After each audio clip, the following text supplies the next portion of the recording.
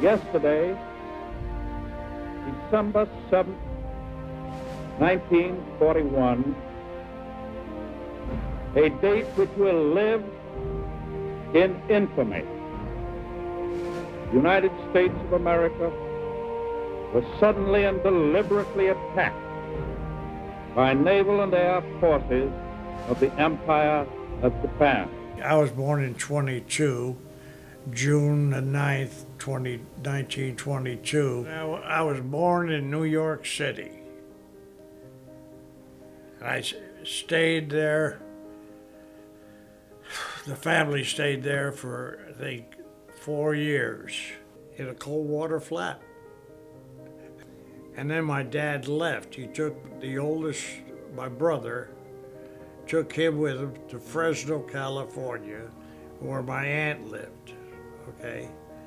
And he left and he went to San Francisco and he got a job at one of the big jewelry stores as an engraver. My parents are Armenian. They came from Armenia during the massacre time when the Turks were killing all the Armenians. It was a complete massacre. They were lucky enough to get out of Armenia. My mother and father left Armenia and they went to Russia first, and then they went down to a port and got aboard a ship. But they made it in mid-Atlantic on a French ship. My brother was born. When they came to Ellis Island, women and men don't stay together. They separate them. She had to go to the women's ward, and my dad had to go to the men's ward. And they were always examined by doctors. No matter if they had anything wrong with them, even if their eyes were infected, they were refused. They had to go back to their country. It was a gigantic depression all through the United States. People lost their homes, they lost their property, they lost their money, they lost everything. They were out in the streets begging for money, in soup lines, food lines, every kind of line they got in to try and get some food for their families. In the financial district of the city, where they really took the bath, lost everything. Some of the men just didn't have it in them to do anything. They just took the jump. They jumped out of the buildings. It was a sad, sad area, you know, and there's not much you could do. In a way, I was lucky. My dad had his own little jewelry store, and in the filling building, he had rented a space up there, and he'd sit there and make rings. He'd make rings, and mostly in silver, because gold was too expensive. He'd make these rings and he'd sell them for $5. Some of them, if they wanted something fancy, he'd have to charge them 10, which was a lot of money in those days, an awful lot of money. Get up Sunday morning, and he'd take us all for a ride by eye. He'd take us all for a walk all the way down to Fillmore Street, which was the fruit market, you know, at that time. They were just block after block of people trying to sell all their produce. We'd go down, my brother, my sister, and myself, we'd go down, and my dad would pick out, he'd buy things by the case, because you could buy it for 25 cents to 50 cents a case of apples, oranges, pears, and he did like grapefruit, you know, and the proprietor of the store had a flatbed truck, and he would load all these produces on the truck, and helped us kids get on there. And my dad would sit in the front with him. He'd drive it all the way to where we lived on Masonic Avenue, and he would even take the stuff and carry it up 3 flights of stairs. 3 flights of stairs. And my dad would, at that time, would give him 20-cent tip. 20 cents. That was big money. Rockefeller was giving anybody, and he was a multimillionaire, he was giving 10-cent tips. So my dad was double better than him.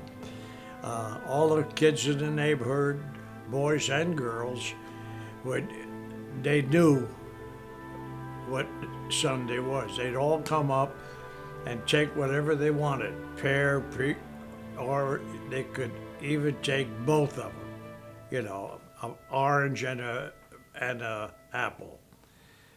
During the week, naturally, we couldn't eat all that stuff, so the neighbors would always be there.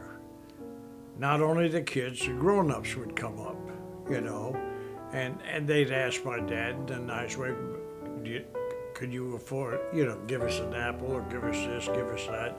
And my dad was always like that. He gave away, which was great. Everybody's reaction was unbelievable. You just couldn't believe that it happened, not to the United States. Oh my God. When everybody realized it, people were volunteering for service all over the country. There was, people were pouring in just to volunteer. I finally got into the Navy 42, and I went to Idaho, Farragut, Idaho. It was a brand new training station for the Navy. I was in the first company to graduate from there, and I was assigned to an aircraft carrier. I went aboard the aircraft carrier April the 28th. The ship was commissioned, and we took off and went down. We loaded up our ammunition there in the harbors up there. Then we went down to San Francisco for a stopover, went down to San Diego, picked up our planes, and went down and went through the Panama Canal and worked our way up to Norfolk, Virginia, big naval base there. We took on all our food and all what we needed, and we took off on our search for submarines. We were anti-sub duty. We had 20 Hellcat fighters and I think 12 bombers aboard our ship.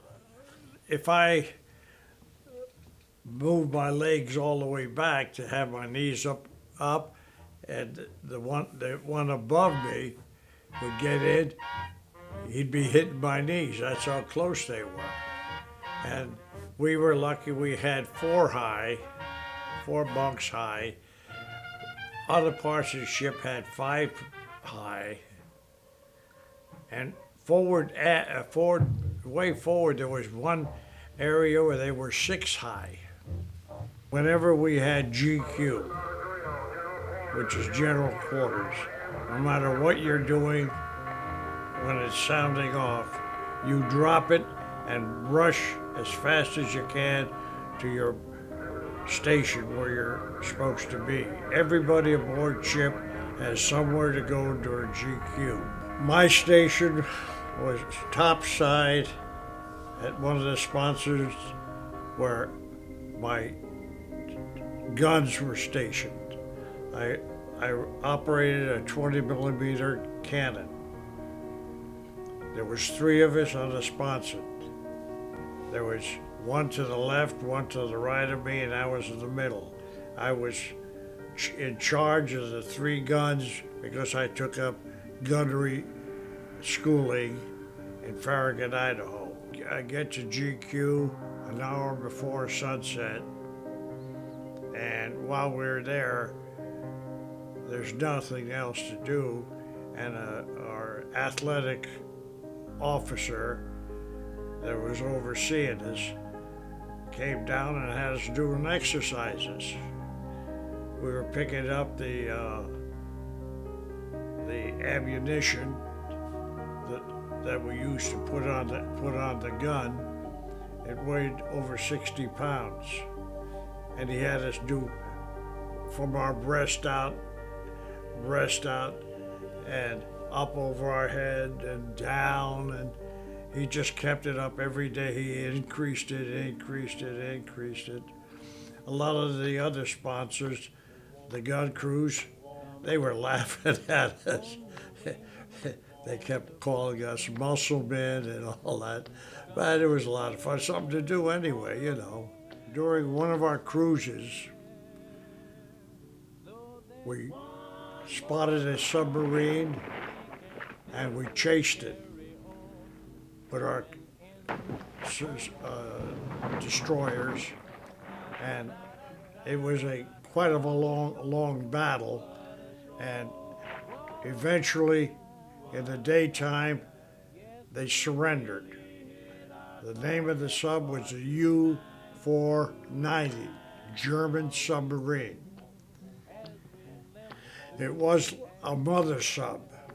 We were at Casablanca. We dropped off all the prisoners, the German prisoners, off the sub, and then we left back to the States, and on the way we sank another sub here or there. When we hit Bermuda, we were warned about a destroyer that was heading into a hurricane down south. While we were in Bermuda, we got orders to ship out to sea and drop down, get behind the storm in case we were needed. We got an SOS from the Warrington that they were having all kinds of trouble, and they were losing power. Water was going all over, things were breaking, so we headed as fast as we could, but the sea was awful rough, and planes couldn't take off right away. And the first chance they had to take off, we never had no more warning from them. We didn't know that the ship actually sank. It broke apart and sank. When we got behind the hurricane on our way up, our planes took off and they spotted some bodies in the water. They saw the men in the water, so our destroyers were all took off in search of the survivors. We picked up 61 survivors, and when they came aboard our ship, the doctor aboard our ship had given the sailors there oranges, a lot of oranges, crates of them, with a pencil, and had them poke holes in it and put it in their sailor's mouth. They were given quarters down below the mess hall, and that was where my bunk was. So we gambled a lot. We played cards, and some of the guys were really sharp. Oh, God. On our first cruise, I think I lost my amount of money I used to get. which wasn't that much. I think it was about $26 a month, something like that. I lost it gambling. Uh, that's bad. When you lose it, you're out of luck. In the barracks, in the sleeping quarters, we were starting to miss things. Usually, we left everything on our bunks. You had to trust your buddies. There's no other way of doing it. You had to trust them. So we left everything there, and we didn't think nothing of it. And guys were starting to miss stuff. So we all arranged to take a watch. Instead of everybody sleeping, you stay awake for an hour, you tap the guy below you for an hour, he'll tap somebody else. Keep going around. We finally got the guy, and he was a master at arms, one of the master at arms aboard the ship that was supposed to stop things like that. Well, the headmaster came in after we got him, and he just pounded the guy. I tell you, he just rapped him so hard, for stealing. Then he took him down to we had a brig aboard ship. It was a little room, probably 6 foot long by 5 foot wide, and it was padded. It was a padded room. They put him in there for fear that somebody would kill him. Because, like on destroyers, they catch somebody stealing, the next day he's gone. That's just the way it was. But we were lucky. After that, we didn't fear nothing. We'd leave our money on the bunk and nobody'd touch it. They thought it was a trap, probably. But, oh yeah, during our spare time, we had, on the elevator for taking the planes from the hangar deck to the top, we had nets there. We had volleyball. Our group, our division, we were the champs of all the divisions aboard ship, and the officers challenged us to a game for the championship. We trounced them. We beat them good. So we were the champs of the volleyball team. We also had movies at night in the hangar deck. During the offbeat time, we had ice cream. We had cookies, candy, fruit, a lot of fruit, cigarettes. At one point, we had so many cigarettes aboard the ship that they wanted to eliminate a lot of them, so they were selling them for 10 cents a carton. So we bought them, and when we hit Casablanca, I borrowed somebody else's uniform, shirt, and pants that were way big for me, and I bought about 5-6 cartons of cigarettes, and I put them in my waist, and we went ashore, and I sold them to the people there. You know, a lot of those people there, they'd pay $5-10 a carton. Some of them paid more. They would visit the spot where Roosevelt and Churchill met. In fact, we went in there, and I was sitting in their seats till the security guy came by and said, "What are you guys doing?" I said, "Just checking out the place." You know, we had a lot of fun. So we went to the airport, and at that time, the airport says no flights out. They were bringing soldiers from across the ocean there, and all the planes were taken. So we took a cab, and we hired a cab, about 5 of us, and we went all the way up to New York. We figured, God, hey, we'll get a plane up here. The whole coast, no planes were leaving. So we took a train and went and visited one of the guy's grandmothers in Kansas. And we came back to New Jersey, Newark. And we were really tired. We stopped in at a ice cream parlor. It was on right in the main drag of the Newark, and we were very friendly with the young lady, and we asked her for a date, and we asked her if she had a girlfriend, and she called up and she says yes. So that evening, about 5 o'clock, we're up in the corner waiting for him. And she comes walking down, and as soon as I spotted her, I grabbed her arm. That was my first true love.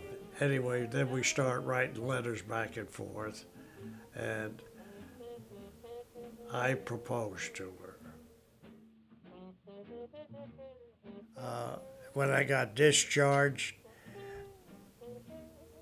from the Navy, I took a bus up to Newark, New Jersey, and her mother and father greeted me and took me into their home.